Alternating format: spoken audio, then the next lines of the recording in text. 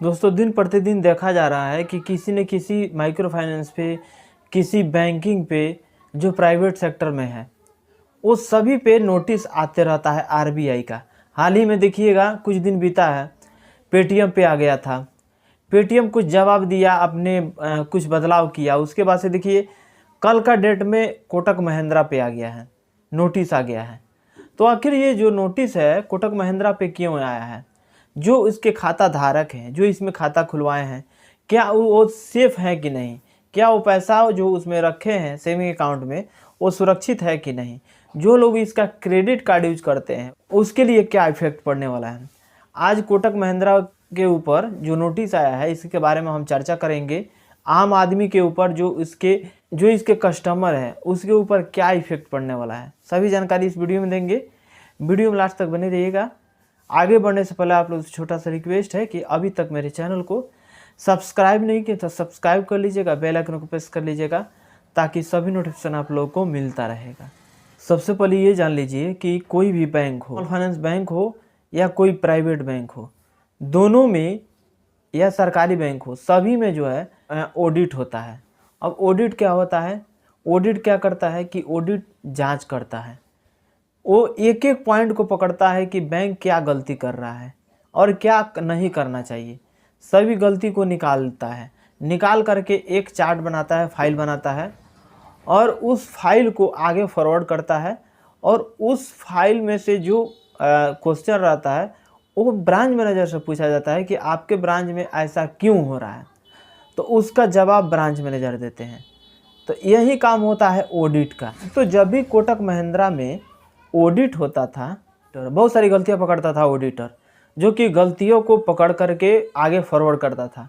और ये जो गलती पकड़ा जाता था सिर्फ बैंक तक सीमित नहीं रहता है, ये आरबीआई तक पहुंचता है कि आपने अभी तक क्या किया है, आपके अंदर कौन कौन सी कमी है जो अभी सुधारने की ज़रूरत है।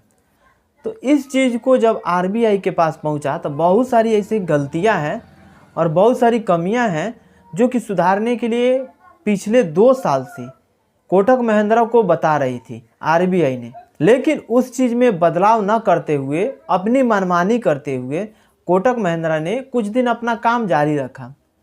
लेकिन जब आरबीआई देखा कि ये जो मैं नोटिस दे रहा हूँ, इस नोटिस का कोई रिस्पॉन्स कोटक महिंद्रा नहीं दे रहा है, तो उसको 2 चीज़ पे बैन लगा दिया है। अब कौन कौन सा चीज़ है? एक है क्रेडिट कार्ड, क्योंकि आजकल देखा जा रहा है कि कोई ऐसा बैंक नहीं है जो अपना क्रेडिट कार्ड नहीं देता हो, क्योंकि क्रेडिट कार्ड से बहुत ज़्यादा बैंक को बेनिफिट्स है। जब क्रेडिट कार्ड से पैसा जो लोग निकालते हैं या शॉपिंग करते हैं तो क्रेडिट कार्ड से 2% 3% इस प्रकार से पड़ जाता है मंथली। तो सबसे ज़्यादा फ़ायदा तो क्रेडिट कार्ड से ही हुआ बैंक को। तो एक चीज़ को सबसे फर्स्ट में बैन कर दिया है कि क्रेडिट कार्ड अब नए व्यक्ति को नहीं देना है। जो पहले से यूज कर रहा है वो लोग यूज करें, जो लोग पहले से खाता धारक हैं वो लोग खाता धारक हैं, वो लोग लेन देन कर सकते हैं। लेकिन दूसरा आपका है कि नया अकाउंट ओपन नहीं होगा जब तक इस नोटिस का पूर्ण रूप से जवाब नहीं मिलता है, इस नोटिस को प्रॉपर हल नहीं निकलता है, तब तक अकाउंट ओपनिंग नहीं होगा, क्रेडिट कार्ड किसी को नहीं दिया जाएगा। 2 चीज़ पे अभी बैन कर दिया गया है। आगे चल करके क्या चीज़ पे बैन किया जाएगा ये कोई नहीं बता सकता है, आरबीआई ही जान सकता है।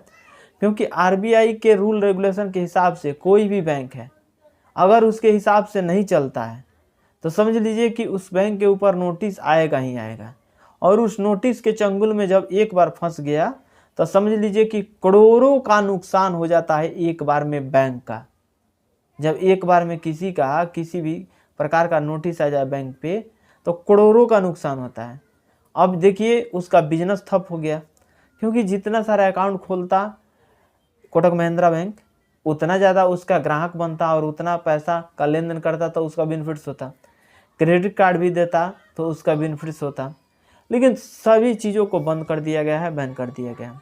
आपका अकाउंट कोटक महिंद्रा बैंक में है या उसका क्रेडिट कार्ड आप यूज कर रहे हैं तो आपको घबराने की ज़रूरत नहीं है।